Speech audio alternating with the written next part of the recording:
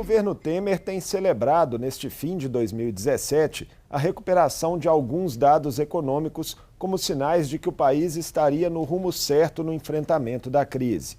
O pacote de boas notícias inclui crescimento do PIB, queda da inflação e do desemprego. Mas será que essa retomada já pode ser considerada consistente? As medidas liberais, como a reforma trabalhista, as terceirizações e as tentativas de mudanças na Previdência, podem impactar de que forma a atmosfera política e social do país em 2018? Para conversar sobre a conjuntura atual e suas perspectivas, nós recebemos o doutor em Economia Gilberto Libânio, professor da Faculdade de Ciências Econômicas da UFMG. Bem-vindo, professor. Obrigado, um prazer estar aqui. Professor, governo e seus aliados já apostam na retomada econômica, fazem até projeções de um crescimento no ano que vem do PIB de 2,5% a 3%. Os números do PIB, de fato, estão num indicativo de crescimento, por enquanto muito tímido, de 0,1%, mas já é uma sinalização. Há também a redução do desemprego, que caiu de 12,8% para 12,2% no último trimestre. Esse dado é do IBGE, desse fim do mês de novembro. Há também a queda da inflação, com a projeção chegando a 3,2% para 2017 e balança comercial crescente. Esse conjunto de indicadores, eles sustentam de fato essa expectativa otimista, ou o governo, digamos que, estaria com otimismo em excesso? Bem, veja bem, de fato a economia brasileira tem apresentado nos últimos trimestres uma tendência de recuperação. Lentamente, mas uma tendência de recuperação. Essa tendência, quando a gente olha para os dados do PIB, por exemplo, trimestral, a gente vê uma recuperação no curto prazo, né, em relação ao trimestre anterior, mas quando você compara o acumulado de 12 meses, a gente vê que ainda a situação de crescimento não se restabeleceu. Dados como a inflação, de fato, estão bem positivos, né? A inflação ela está baixa, ela tende a continuar baixa, o que é importante para a preservação do poder de compra dos salários, né? A questão do desemprego, de fato, ele atingiu um pico, né, no período recente, né? Ele teve uma trajetória ascendente muito acelerada e nos últimos meses ele vem recuando lentamente. O problema deste caso é que essa recuperação do emprego ela está muito baseada, por enquanto, em empregos informais, né, ou trabalhadores por conta própria, né, o trabalhador sem carteira assinada. Um dado que pode ilustrar, inclusive, essa conclusão do senhor é que o Brasil perdeu 780 mil postos de trabalho de carteira assinada nos últimos 12 meses. É um dado oficial. De fato. Então, essa recuperação do emprego, você poderia dizer que ela é uma recuperação do emprego precário, né? E o problema do emprego precário, do ponto de vista do trabalhador, claro que é um problema, é o fato dele ter menos direitos, menos benefícios, etc. Do ponto de vista da economia, o problema é que esse emprego, e agora a reforma trabalhista talvez vai exacerbar isso ainda mais, é um emprego que se recupera sem recuperação salarial. E aí então você tem uma recuperação do emprego sem recuperação da massa salarial, que faz com que a nossa perspectiva de crescimento do consumo para o futuro não seja muito otimista. Eu, particularmente, a gente vê as previsões do mercado para o crescimento da economia brasileira em 2018, 2,5%, em torno de 2,5%. Eu, particularmente, acho 2,5% uma perspectiva otimista. Depois a gente pode discutir a razão para isso. Mas vai ser interessante a gente ver aí, acompanhar a evolução da economia, para daqui a um ano, por exemplo, a gente poder ver se esse 2,5% era uma previsão otimista, né, ou, de fato, uma previsão mais realista, é um crescimento mais baixo, talvez em torno de 1,5%. Só mais um dado exato para ilustrar essa questão do desemprego, dessa redução, né, de 0,6%, no desemprego no último trimestre, 76% das novas vagas foram de empregos informais.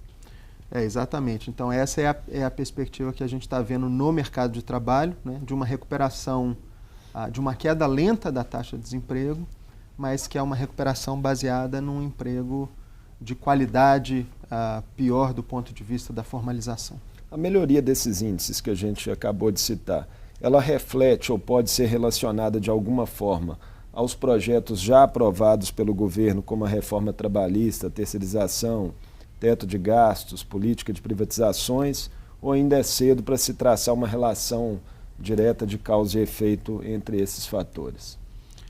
A minha interpretação sobre essa recuperação que a gente está tendo é que ela era uma recuperação esperada em virtude da própria dinâmica da economia.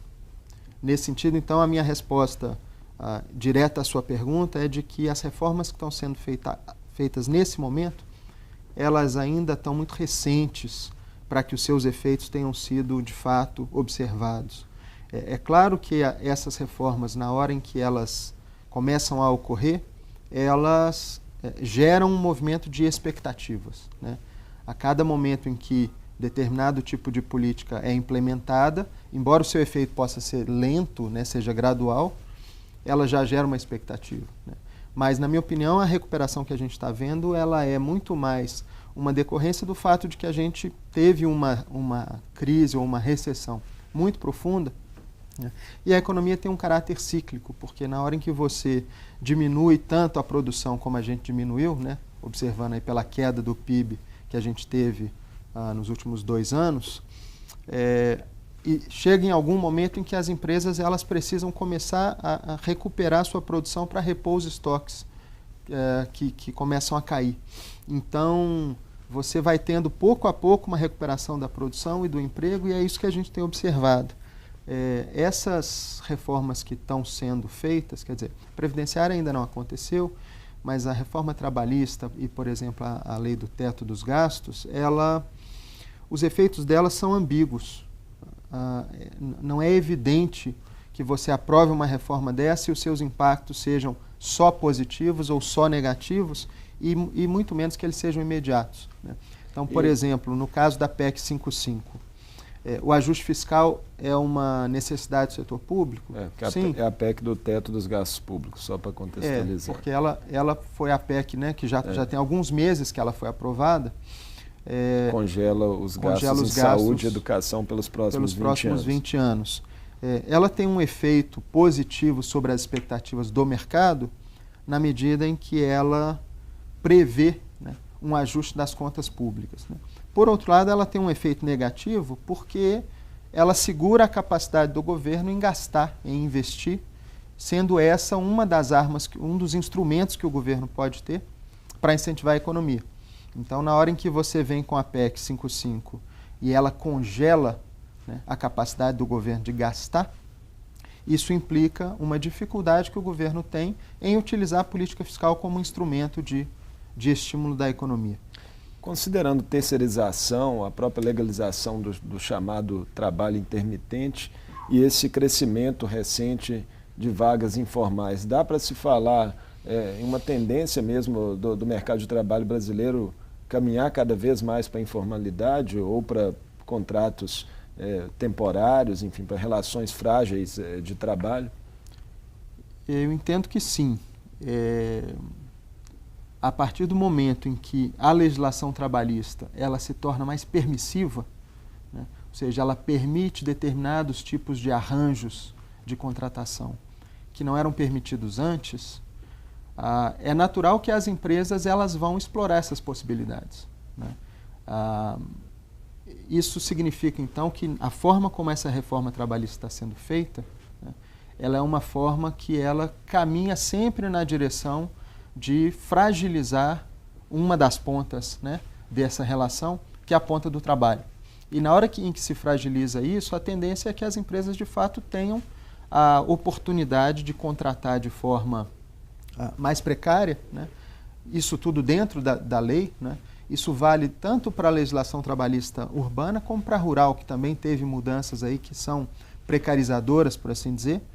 E a gente tem exemplos de outros países, né? Recentemente ficou muito evidente na imprensa brasileira uma discussão sobre o caso da Espanha, que a Espanha fez uma reforma trabalhista, né, recentemente, que inclusive ela é tomada como uma espécie de parâmetro ou de exemplo para o que está sendo feito no Brasil. E os resultados que a Espanha tem colhido em relação a essa reforma são resultados de uma recuperação do emprego moderada, mas ao mesmo tempo com precarização, com maior informalidade e até com aumento da pobreza.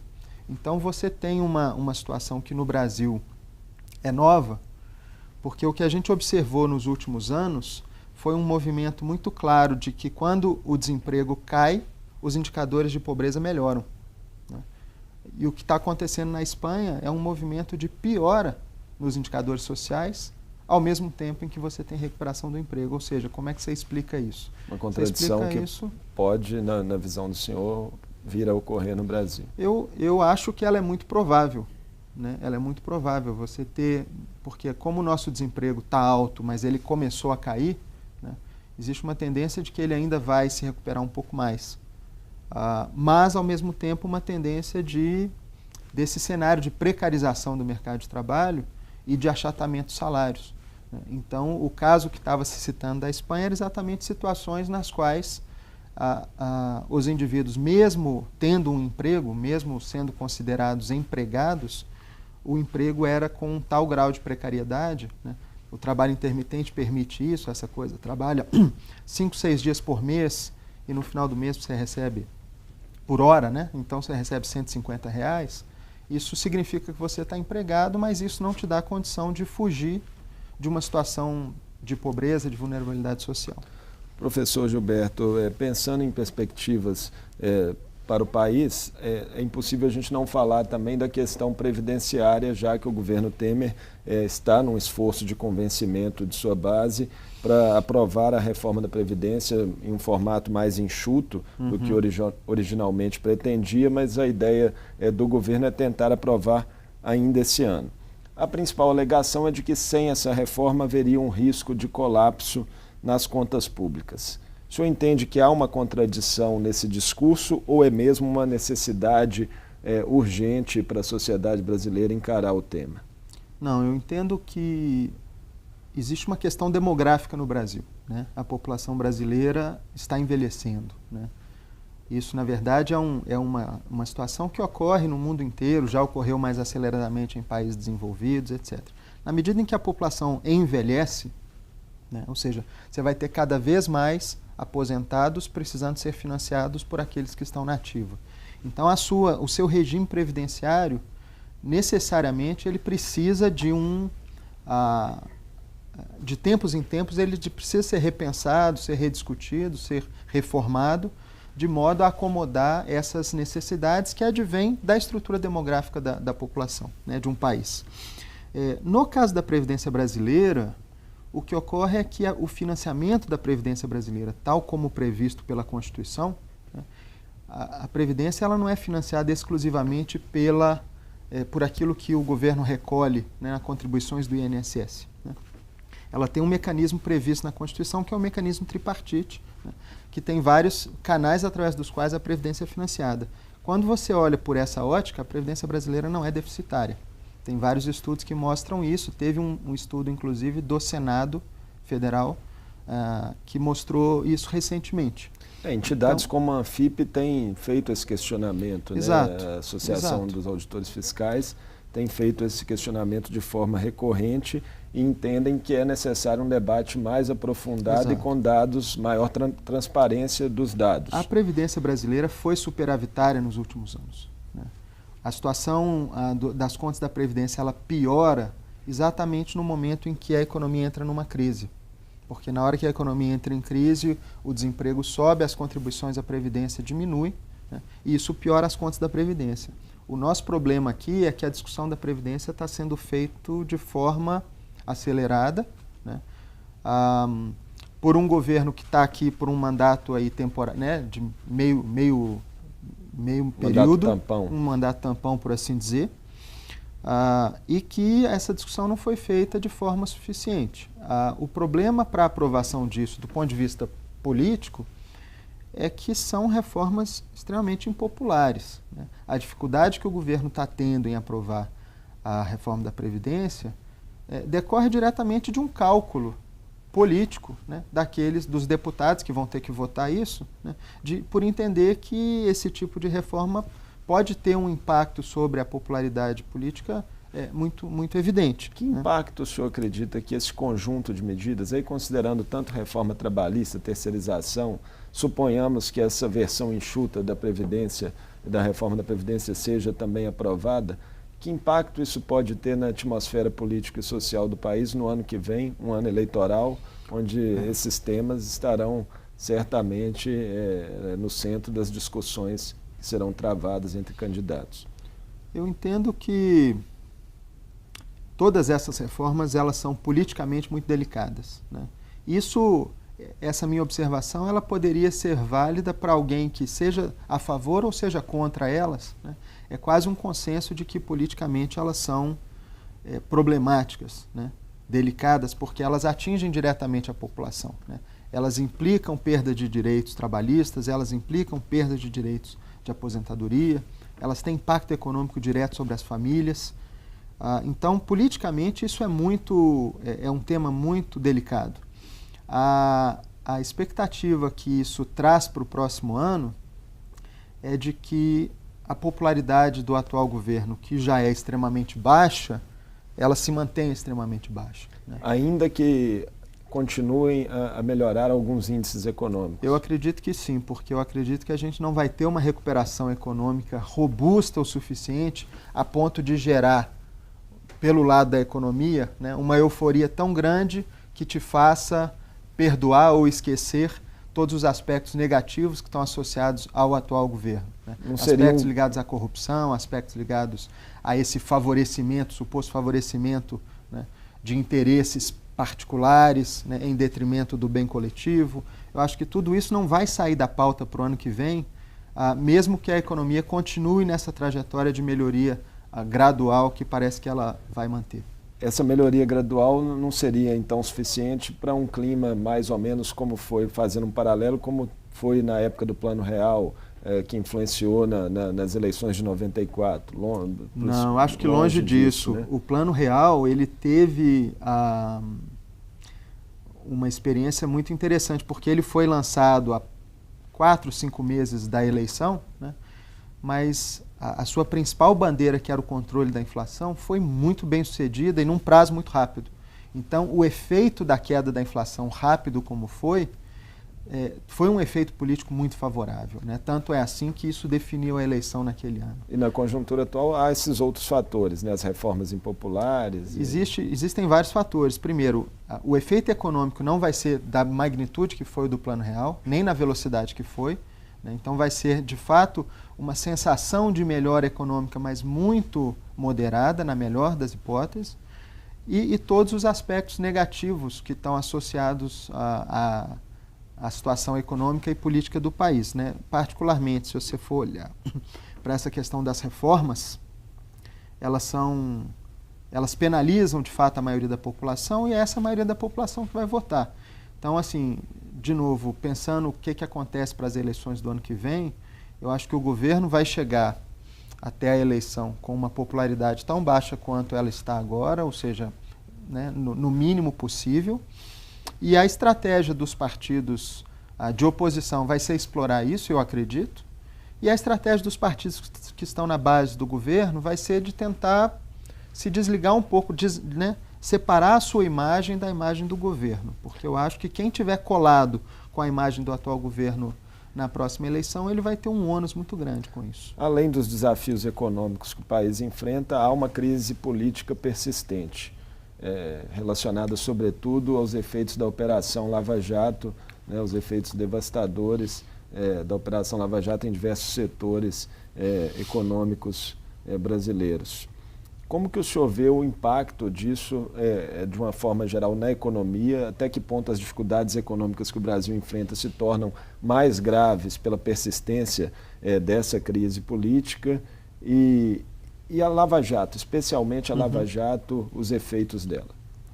Eu entendo assim, a crise econômica e crise política são duas coisas que sempre andam de mãos dadas. E no caso do Brasil agora não é diferente. A gente, de fato, vinha passando por um processo de desaceleração da economia, né? A economia brasileira cresceu a uma taxa alta em 2010 e de 2011 para frente, a cada ano ela estava desacelerando, crescendo um pouco menos, um pouco menos, um pouco menos, né?